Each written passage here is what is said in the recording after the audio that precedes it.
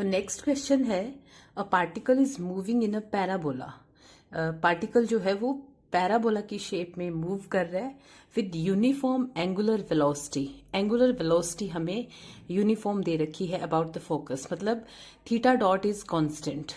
यहाँ पे side out नहीं है क्योंकि यहाँ पे कहीं पे भी टेंजेंट मेंशन नहीं किया है, एंगुलर वेलोसिटी वर्ड लिखा है, तो एंगुलर वेलोसिटी मतलब थीटा डॉट।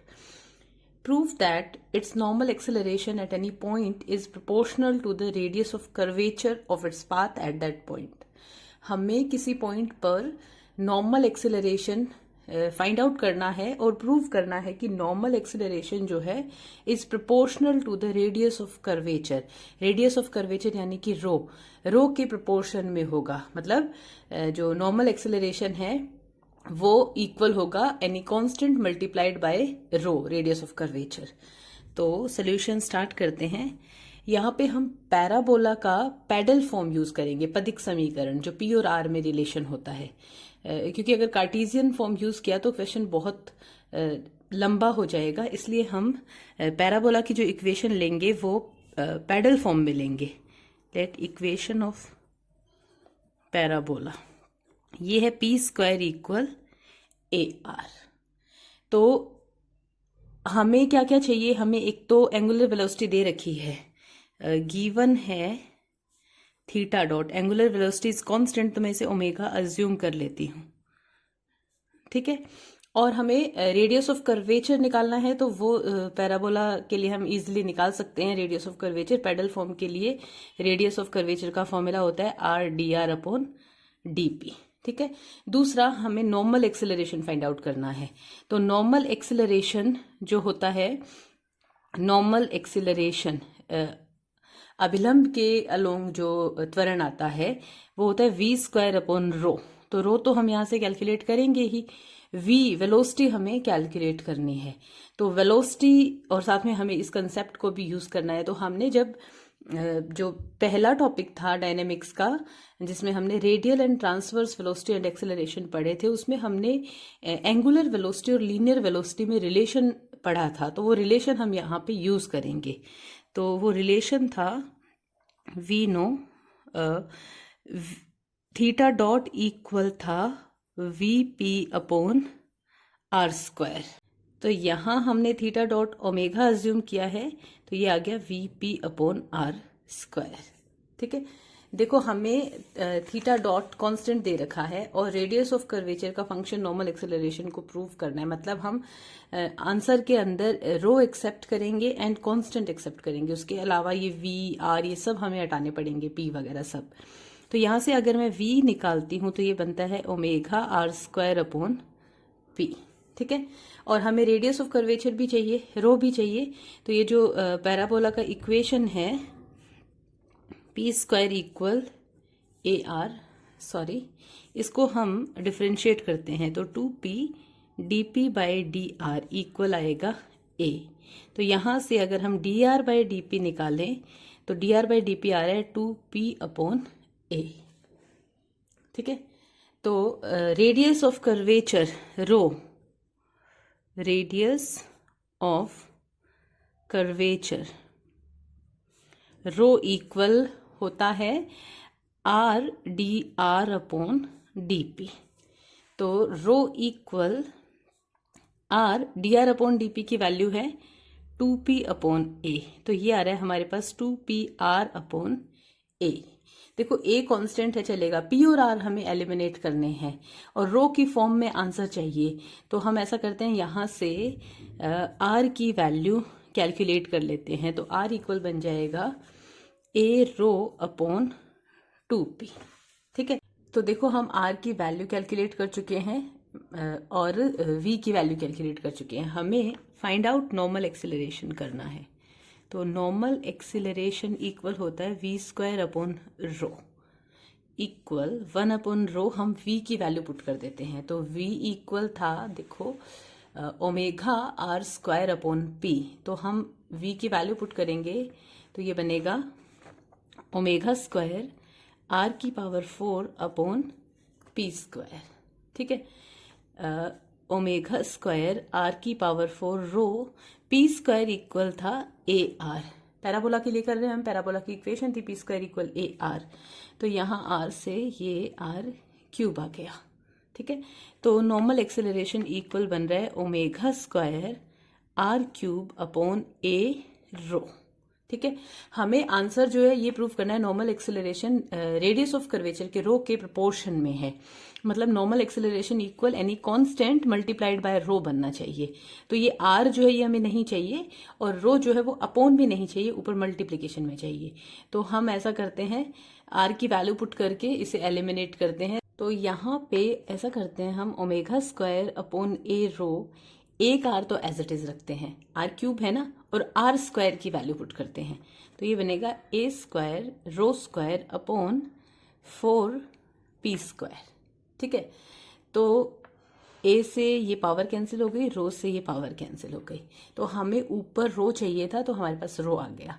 लेकिन प्रॉब्लम अभी ये आर और पी स्क्वायर आ रहा है, तो हम पी स्क्वायर की value again A R put कर देंगे। तो देखो क्या बन रहा है, ये omega square A R rho upon 4 P square is A R, तो ये ए आर से ए आर कैंसिल हो गया। तो हमारे पास नॉर्मल एक्सेलरेशन इक्वल क्या बन रहा है, omega square upon 4 rho any constant multiplied by radius of curvature. यानी कि हम ये कह सकते हैं नॉर्मल एक्सेलरेशन जो है, normal acceleration is proportional to radius of curvature, और यही हमें प्रूव करना था। तो नेक्स्ट क्वेश्चन है, prove that the acceleration of a point moving in a plane curve with uniform speed is rho psi dot का स्क्वायर। तो हमें सोल्यूशन स्टार्ट कर रहे हैं। हमें ये दे रखा है कि पॉइंट जो है वो किसी कर्व में मूव कर रहा है और पॉइंट की जो वेलोसिटी है वो कांस्टेंट है, यूनिफॉर्म स्पीड लिखा है मतलब वेलोसिटी कांस्टेंट है। तो हमें दे रखा है, गिवन है v इक्वल कांस्टेंट।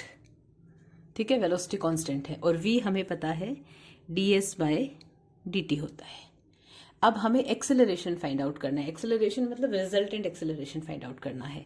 तो जब ds बाई dt v जो है कांस्टेंट है, तो d2s बाई dt2 जीरो होगा, यानी कि टेंजेंशियल एक्सेलरेशन जो है वो जीरो होगा। तो रिजल्टेंट एक्सेलरेशन जो होगा, रिजल्टेंट एक्सेलरेशन ये इक्वल होता है under root d2s by dt2 का whole square plus v square upon rho का होल स्क्वायर, टेंजेंशियल एक्सेलरेशन का whole square plus normal acceleration का होल स्क्वायर। अब क्योंकि टेंजेंशियल एक्सेलरेशन जीरो है, तो जो हमारा रिजल्टेंट एक्सेलरेशन है वो नॉर्मल एक्सेलरेशन के बराबर होगा, मतलब एक्सेलरेशन पूरा का पूरा नॉर्मल की डायरेक्शन में, इसलिए उसका टेंजेंट के लॉन्ग कंपोनेंट जीरो है। तो ये होता है एक्सेलरेशन, अगर टेंजेंशियल एक्सेलरेशन जीरो हो तो resultant acceleration v square upon रो होता है। तो हमें सिंपली इसको इस फॉर्म में कन्वर्ट करना है। तो हमें एक तो v नहीं चाहिए, हमें चाहिए साइड डॉट, साइड डॉट मतलब d psi by d t, और दूसरा हमें 1 अपॉन रो नहीं चाहिए, रो ऊपर मल्टीप्लीकेशन में चाहिए। तो question is just to change ये जो v और रो की फॉर्म में है, इसे हमें रो एंड साइड डॉट की फॉर्म में चेंज करना है। तो 1 अपॉन रो, रो जो होता है हमें पता है ds अपॉन डी साई होता है, तो 1 अपॉन रो हो जाएगा d psi by d s. ठीक है, v का स्क्वायर है, मतलब हम ऐसे कह सकते हैं ds by d t ds by d t. ठीक है, हमें इसे चेंज करना है रो साई डॉट स्क्वायर की फॉर्म में। तो रो यानी कि हमें ds अपॉन डी साई चाहिए, तो ऐसा करते हैं, ये जो है ds अपॉन डी टी, इसे ds upon d psi by d t लिखते हैं।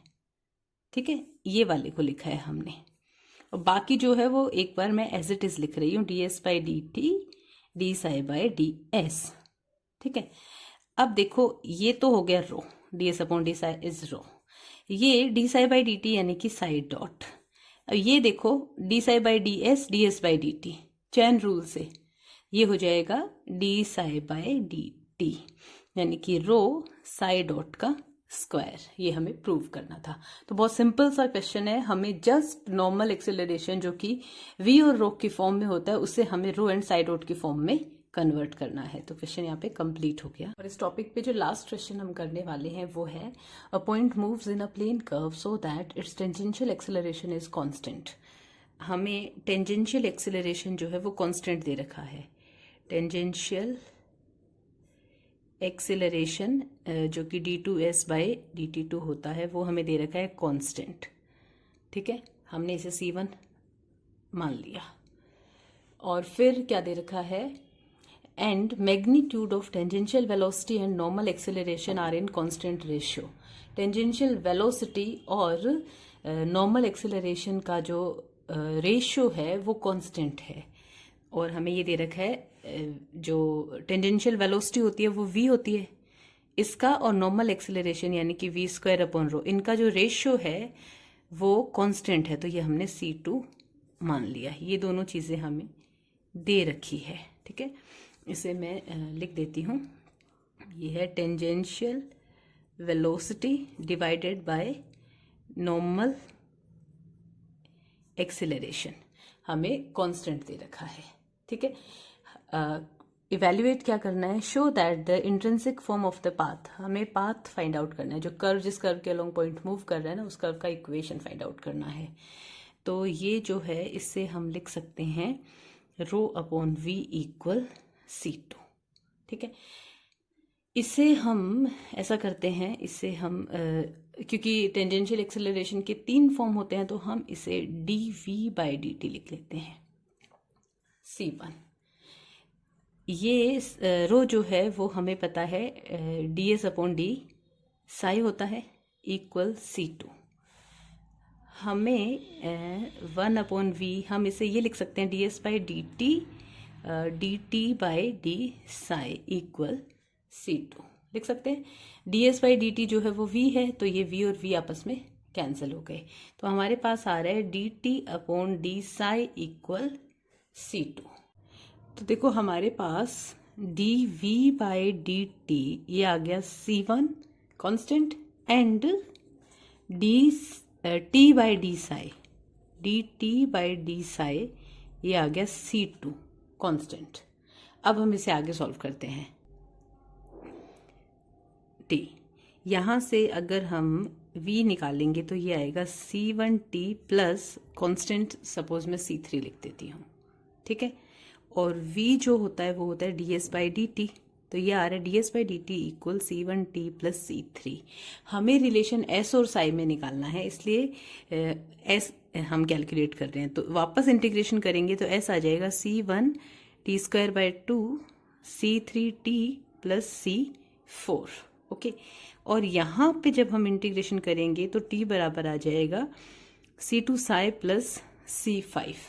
तो अब हमारे पास s की वैल्यू t की फॉर्म में है और t की वैल्यू साई की फॉर्म में है। हमें s की वैल्यू साई की फॉर्म में चाहिए, तो ये t की वैल्यू हम यहाँ पुट कर देते हैं।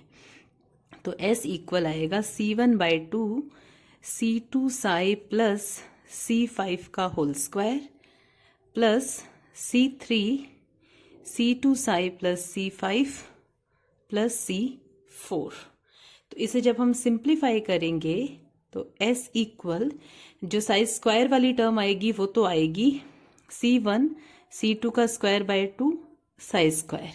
ठीक है, जो सिर्फ साई वाली टर्म आएगी वो आएगी इसका होल स्क्वायर। जब ओपन करेंगे तो 2 इंटू ये और ये जब होगा, ये 2 से वो मल्टीप्लिकेशन वाला 2 कैंसिल हो जाएगा। तो c1 c2 c5 साई, और एक यहाँ से c2 c3 साई, ये साई वाली टर्म है, प्लस कांस्टेंट टर्म क्या होगी c1 c5 का स्क्वायर/2 plus c3 c5 plus c4। यहाँ से कांस्टेंट टर्म, यहाँ से भी कांस्टेंट टर्म, और ये कांस्टेंट टर्म। ठीक है, तो हमारे पास आ क्या रही है, साई स्क्वायर वाली टर्म आ रही है, साई वाली टर्म आ रही है और कांस्टेंट टर्म आ रही है। तो s इक्वल, इसको हम कैपिटल A लिख देते हैं, capital A Sai square plus psi common लेने के बाद जो कांस्टेंट है उसे कैपिटल B लिख देते हैं, तो कैपिटल B साई प्लस ये जो कांस्टेंट है इसे हम कैपिटल C लिख देते हैं, तो कर्व का इंट्रिंसिक फॉर्म आ गया s is equals to a psi square plus b psi plus c, यही हमें प्रूव करना था। तो यहाँ पे ये टॉपिक कंप्लीट होता है। इसमें कोई भी डाउट हो तो आप मुझसे पूछ सकते हैं। अगले वीडियो में हम सिंपल हार्मोनिक मोशन स्टार्ट करेंगे, यानी कि सरल आवर्त गति। Thank you.